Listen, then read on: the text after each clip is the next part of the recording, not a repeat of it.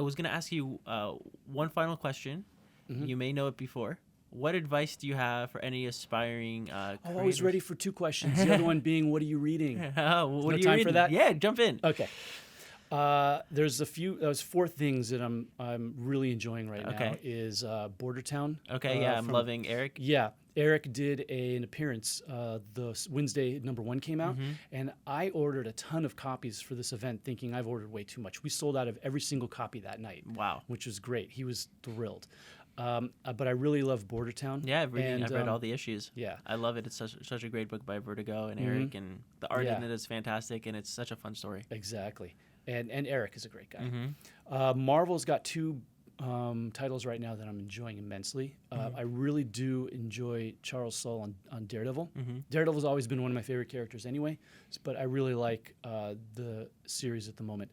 The other Marvel series that I'm really enjoying is the new Hulk series, the Immortal Hulk.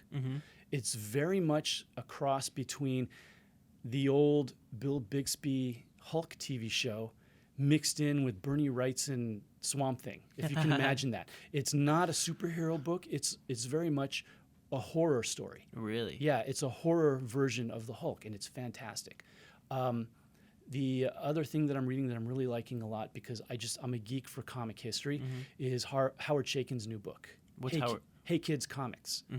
It's like a slightly fictionalized retelling of comic history from the 40s with all the original creators, Marvel, DC, straight through to the 2000s, and follows these creators in the industry and what they basically, all the dirty dealings and stuff that they put up with, and how the industry changed over the decades. And when you read it, and if you know a little bit about the creators and the history, you can clearly see that, hey, this character is a composite of this person, and this one is supposed to be that person, even though the names are different.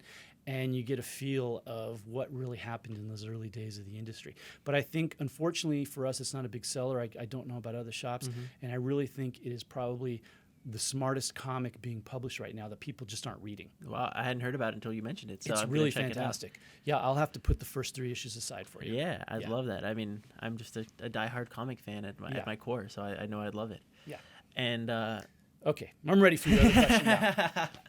I love it, though. I mean, you are someone who has read so much and knows so much about the industry just because you're such a diehard fan. Yeah, and of course, as you know, AMC considers me a comic historian. Yeah. So, you were aware of that as well. Yeah. The first issue of the first episode of Robert Kirkman's Secret History of Comic Books. Yeah. Yeah. That was kind of fun to be on that show. What was it like? How did you kind of get involved in that?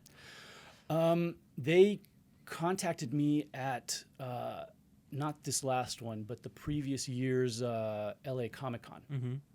They knew that I did a comic strip. They knew that I was a comic shop owner, and they asked if I would be interested in being on one of the episodes. And they asked me, well, in a roundabout way, what do you know about comics? And I told them, well, I worked on this documentary for Stan Lee. I've got a pretty good knowledge about, where the comic industry started, how it went through the 40s and the 60s, and all those creators, all those legendary creators like Stan Lee and Jack Kirby and so on and so on and so on. And they thought, okay, well, you're great for the first episode. And it was all about the relationship of Stan and Jack.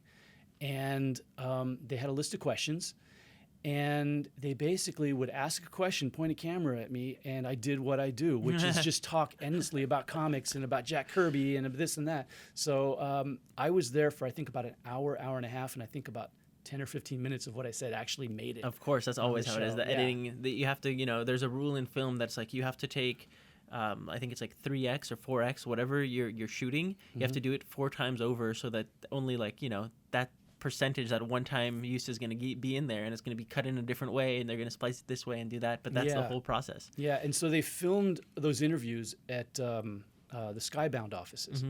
And the funny thing was, it's like a maze in there if you've never been in there. I don't know if you haven't been.